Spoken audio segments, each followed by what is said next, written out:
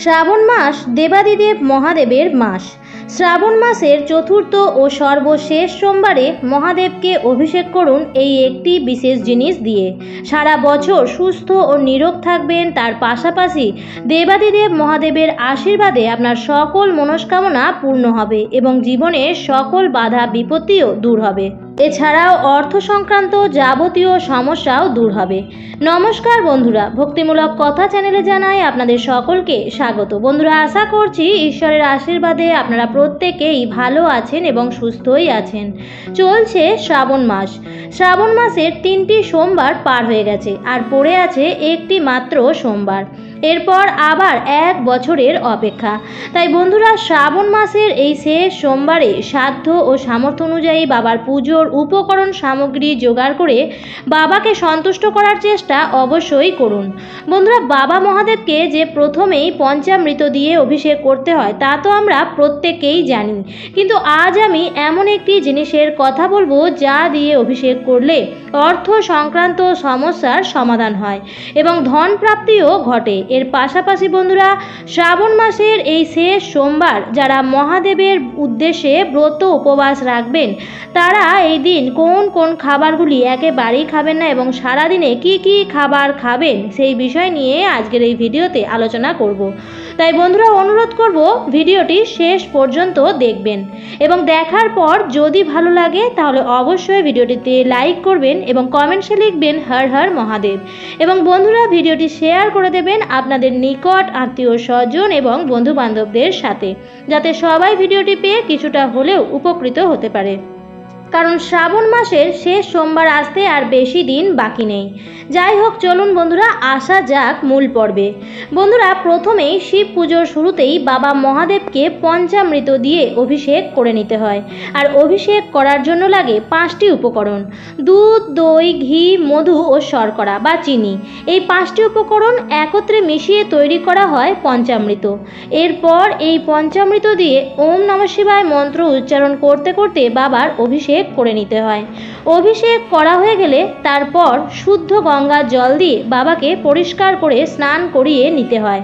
এরপর বলি বন্ধুরা, অনেকেই এমন আছেন যারা আর্থিক দিক দিয়ে ভীষণভাবেই দুঃখ কষ্টে আছেন। বাবা মহাদেবের পুজো করার সাথে সাথে বাবাকে নিজের মনের দুঃখ কষ্টের কথা জানাচ্ছেন, বাবাকে নিজের দারিদ্রতা ও অসহায়তার কথা জানাচ্ছেন। তারা অবশ্যই এই উপায়টি করতে পারেন।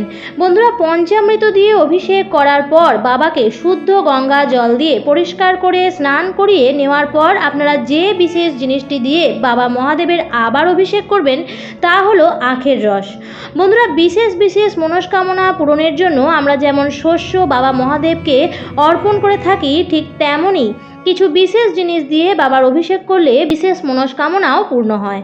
বলা হয় আখের রস দিয়ে শিব ঠাকুরের অভিষেক করলে ভক্তের জীবনের সার্বিক উন্নতি ঘটে, শ্রীবৃদ্ধি ঘটে, অর্থাৎ আর্থিক সমস্যাও কাটতে শুরু করে এবং ধন প্রাপ্তির পথকে আরও ভালোভাবে প্রশস্ত করে।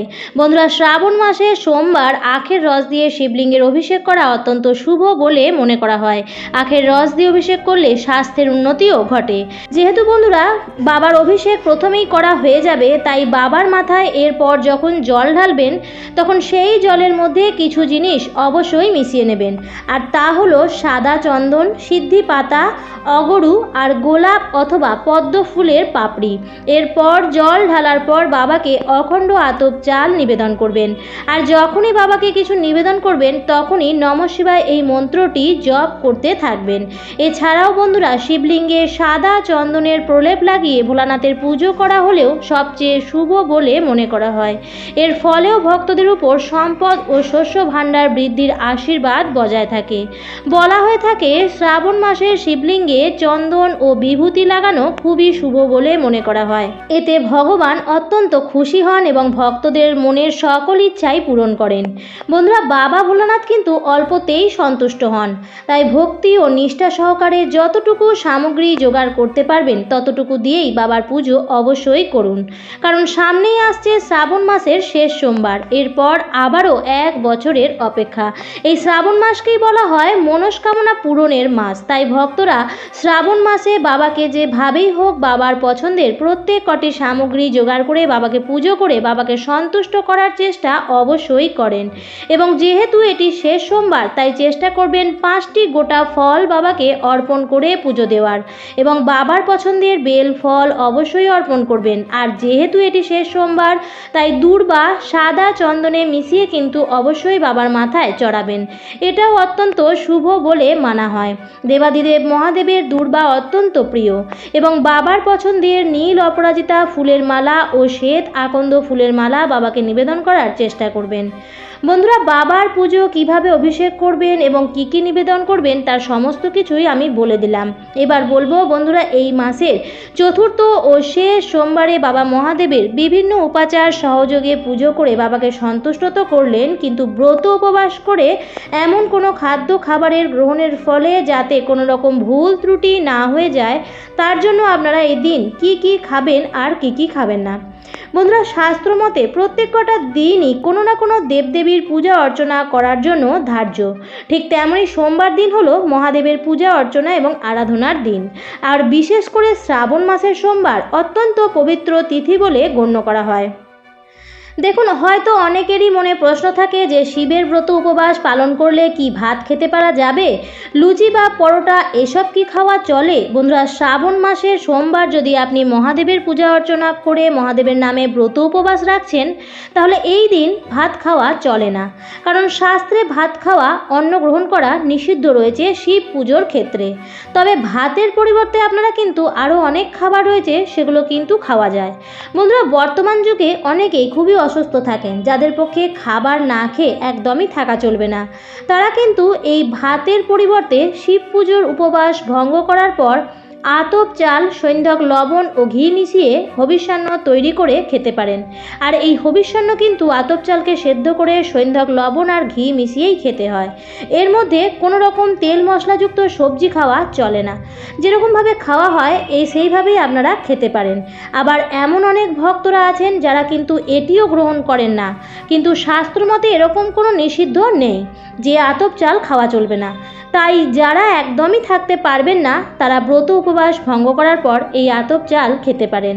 আবার অনেকের এরকম প্রশ্ন থাকে মনে যে উপোস বা ব্রত ভঙ্গ করার পর শিবের পুজোর ক্ষেত্রে আটার লুচি, পরোটা বা ময়দা তৈরি কোনো খাবার খাওয়া যায় কি না, বা সুজি খাওয়া যায় কি না। দেখুন, সুজি কিংবা আটার লুচির, পরোটা বা ময়দার যে কোনো বা গমের তৈরি যে কোনো বস্তু, অর্থাৎ যেগুলো গম থেকে তৈরি হচ্ছে, সেই টাইপের কোনো খাবারে কিন্তু সেই পুজোর ক্ষেত্রে বর্জিত, খাওয়া চলে না। এমনকি বেসন পর্যন্ত বর্জনীয় যদি সোমবারে দেবাদিদেব মহাদেবের নামে ব্রত উপবাস রাখছেন সেক্ষেত্রে। তাহলে এবার আপনাদের মনে প্রশ্ন আসতেই পারে, তাহলে খাবোটা কি? বন্ধুরা, খাবার মধ্যে অনেক কিছুই রয়েছে। আপনারা সাবুদানা খেতে পারেন ব্রত বা উপবাস ভঙ্গ করার পর।